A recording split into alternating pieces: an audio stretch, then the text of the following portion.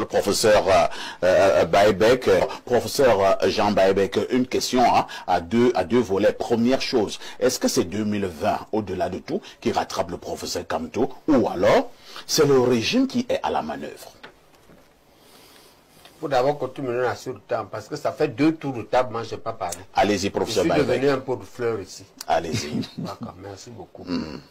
Je veux dire que ce n'est pas... Tu demandes si c'est le régime. Oui, ou alors c'est 2020 qui rattrape Kamto. Ce n'est pas la seule chose que le régime fait. Je vous ai dit ici que je vous ai démontré que le régime a dépaissé l'UPC.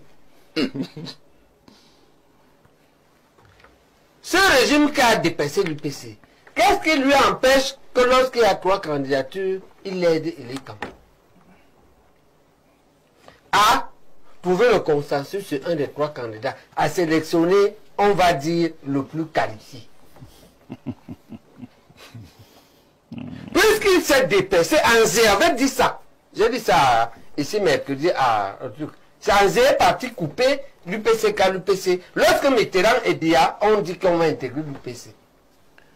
Sadi, lui, il a réuni le comité provisoire en 2014.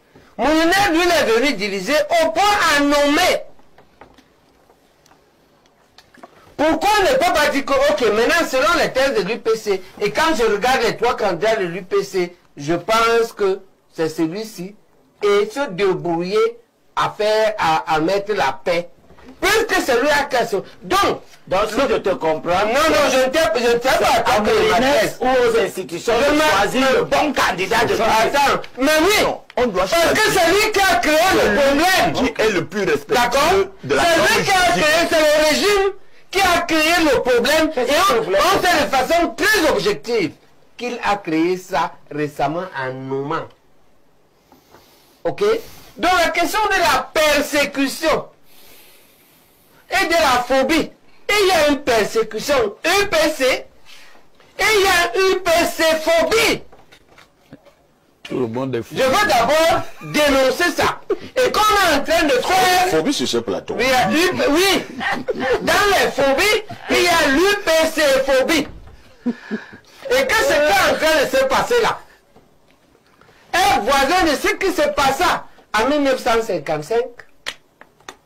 Lorsque l'UPC fait exclure le processus électoral, et que, comme disait Mesmer, le pays fut remis, l'indépendance fut remise entre les mains de ce que Mesmer appelait, ceux qui le demandaient le moins, et que De Gaulle m'appelle les incapables.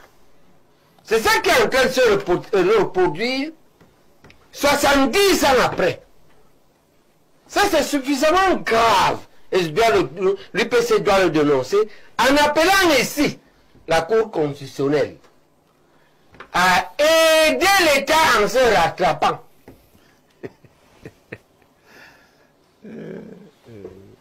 Maintenant, au-delà de ça, il y a un problème plus grave.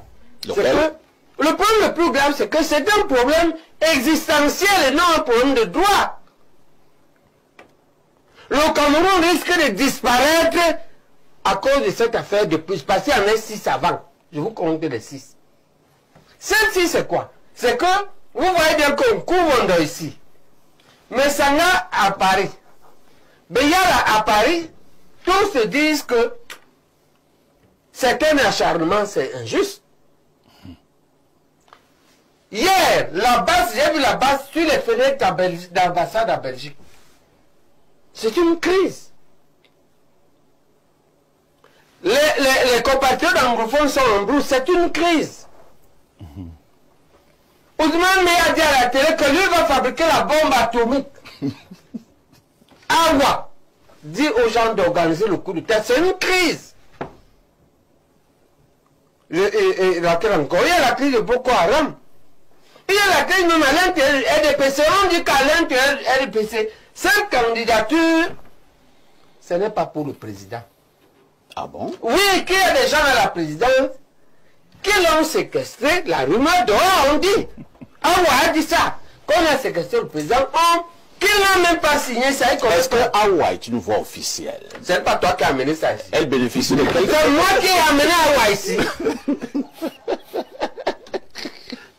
Awa dit donc que on a enfermé le président quelque part et on veut que les Camerounais aillent et que les élections soient truquées et que quand il y aura les résultats, ils vont faire soit une sorte de coup d'État et de non-sort. Un peu à la on dit que ce sera, il y a un système qui est entre Baboke et Chantal ou Ngongo qui vont prendre le pouvoir que les urnes auront donné.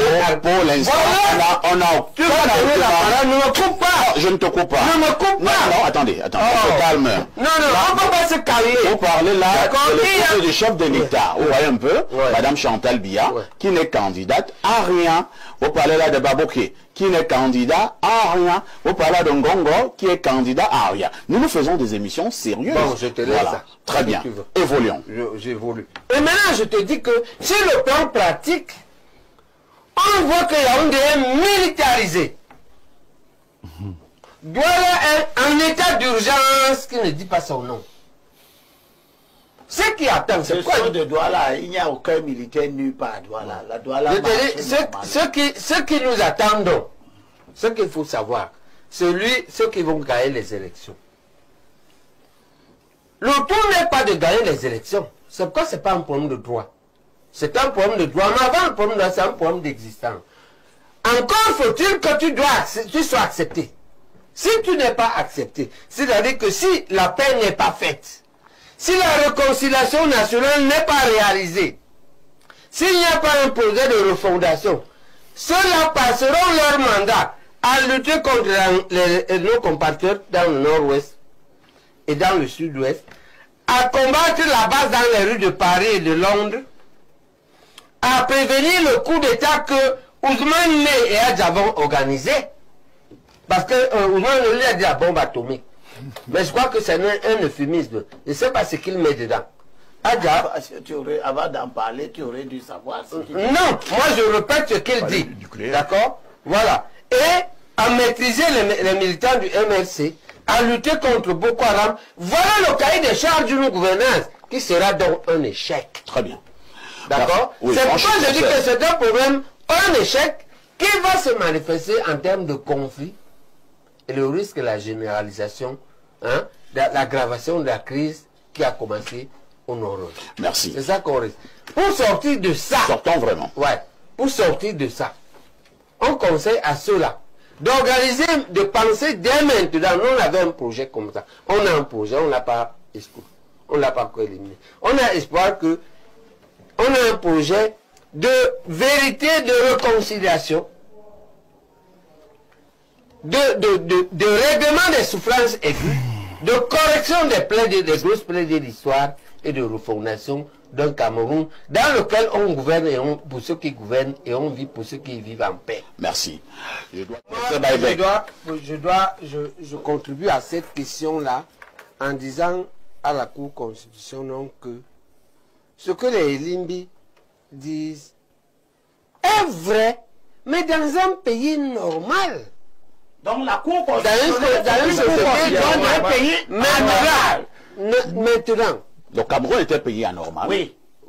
Oui, il y a des problèmes. Voilà. On a un ministre à ce que son conseil constitutionnel soit anormal. On a un ministre qui fait entorse à une tradition, à une culture, à une loi. Il va nommer dans des partis politiques. Il faut savoir ça. Ça le déstabilise. Et si le Conseil constitutionnel veut assumer la responsabilité de la paix, elle fait ce que nous on fait comme enseignants. Qu'est-ce que je fais pour juridiser et comparer deux étudiants? Un est un peu malade. Ou bien, je leur donne les malades à examiner. C'est comme ça qu'on peut appeler ça le long, les preuves pratiques longues. Il examine les malades et il veut savoir, je veux qu'il trouve la hernie. Mais la dernière fois, j'ai eu ce problème pratique. Le malade parle seulement foufoudé. Le balai ne peut pas parler foufoudé. On change. C'est le nom d'un des résidents. Vous comprenez? On lui trouve un malade parce que lui ne connaît rien en foufoudé. Attends, quand tu vas arriver au pouvoir, tu vas faire le conseil constitutionnel. Donc, il y a l'application brute de la loi. Et c'est pour ça on fait la déclaration. C'est pourquoi l'État a fait que le Conseil est 18 juges ou 12 juges. Oui. 10. Oui. D'accord? C'est des juges, ils doivent juger, aider un peu l'État, penser à ce qu'il peut avoir des crises. Parce que ce qui va arriver, si on continue à rejeter, on rejette. On va vers des élections tendues. Pourquoi? C'est une menace. Il faut savoir. On va vers des élections tendues. Les élections on a rejeté vos candidatures en 2020. Il y a des élections étaient tendues.